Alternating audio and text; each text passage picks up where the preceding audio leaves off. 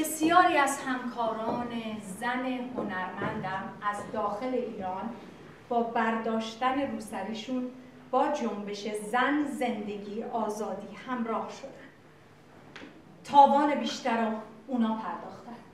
ممنوع الکار، ممنوع الخروج، ممنوع التصویر، ممنوع المعامله، دستگیر، حبس خانگی یا در زندان دچار مسمومیت دارویی که هنوز با عواقب آن دست و پنجه نرم می‌کنند یا هنوز مقاومت می‌کنند و تحت فشار هستند و برای گذران زندگی حاضرن فرش زیر پاشون رو بفروشن اما جلوی دوربین نرن.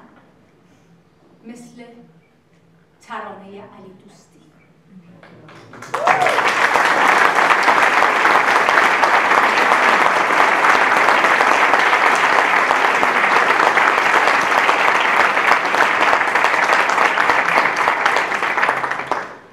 نوشت: یک ثانیه هم فکر نکنید شمایید که توانستید محرومیتی برای من بسازید. دلیل پشت کردن من به سینمای شما این است که از آن روسری زوری که در فیلم‌هایتان در حمام و اتاق خواب هم سر ما می‌گذارید هنوز دارد خون می‌چکد. هنوز دارد خون می‌چکد. هنوز.